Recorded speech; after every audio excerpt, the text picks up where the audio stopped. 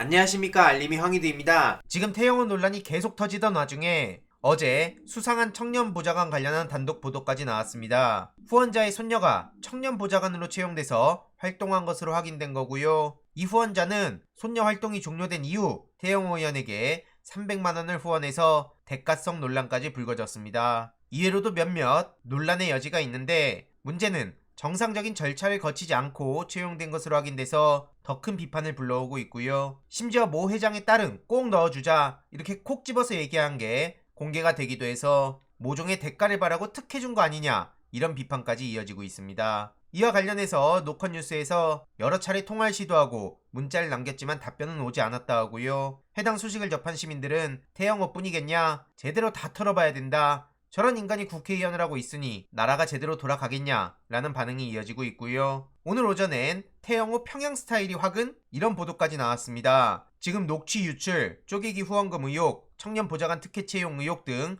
폭로성 보도가 계속해서 터지고 있어서 논란의 중심에 섰던 거고요. 이 제보는 전부 태영호 전현직 보좌관이 제보자로 유력하게 지목되고 있어 더더욱 많은 주목을 받고 있습니다. 이런 배경에는 태영호의 평양 스타일이 제대로 교정되지 못했기 때문이다 라는 분석도 나오고 있고요. 실제로 북한 공무원처럼 일 많이 할 각오를 해라 라는 취지의 발언도 들었다 하고, 이외로도 막 나가는 일들이 너무 많으니 보좌진들 입장에선 불만이 쌓이거나 적응에 어려움을 겪을 수밖에 없다는 얘기도 나왔습니다. 심지어 한 20대 보좌진은 일요일에 교회를 다녀왔는데 다른 보좌진은 다 일요일에 일하는데 당신은 왜 빠졌냐 라는 지적도 했다 하고요. 북한식 총알을 하듯이 회의를 수시로 하는데 심지어 보좌진들끼리 상호 비판을 시켜서 뭐 저런 인간이 다 있냐 이런 얘기까지 나오고 있습니다. 한때 무슨 태미네미네 뭐네 혁명적 랩을 하네 아주 별 생쇼를 다 했었는데요. 손발이 다 오그라들지 않습니까? 그러면서 틈만 나면 김일성 사상 얘기하는데 이럴 거면 한국에 왜 있습니까 도대체?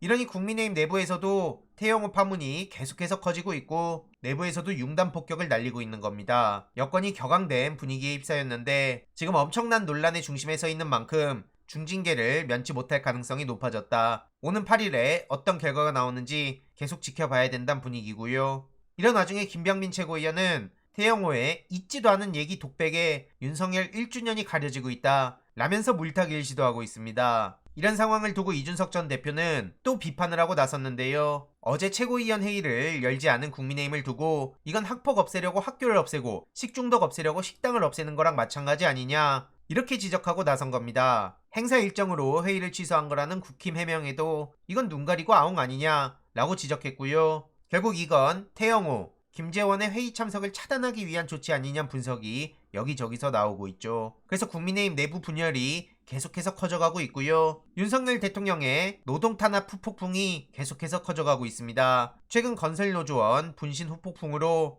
노동계와 시민사회계가 정부를 강력 규탄하고 나섰고요. 어제 결의대회에는 주최 측 추산 건설노조 조합원 약 5,000명이 참석했습니다. 건설노조 탄압을 중단하고 윤석열 정권 퇴진하란 거고요. 이렇게 폭력배 집단으로 매도하고 탄압하는 윤석열, 원희룡 이런 인간들 때문에 나라가 위기로 가고 있다. 검찰 독재 정치를 끝장내고 건설 노동자가 존중받고 주인이 되는 세상을 만들기 위해 강하게 목소리를 높인 겁니다. 반면 이재명 대표는 돌아가신 분의 빈소를 찾기도 했고요. 노동 존중 사회를 위해서 열심히 목소리를 높이겠다고 약속하기도 했죠. 그리고 윤석열 대통령이 만약 이재명 대표 본인을 만나기 어렵다면 원내대표 먼저 만나라 라고 권유하기도 했는데요. 최근 박강원 원내대표가 대통령실에서 여야 원내대표 회동을 제안하자 이재명 대표가 먼저 라며 거절한 바가 있습니다. 이런 상황에 이재명 대표는 박강원 원내대표부터 만나도 좋다 라고 양보하는 모습을 보인 거고요. 오늘은 어린이날이죠. 어린이들이 행복한 나라로 만들겠다. 그래서 어린이의 마음도 어른의 마음도 부단히 살피겠다고 약속했습니다. 반면 윤석열 대통령은 용산 어린이 정원 그 논란이 많은 곳에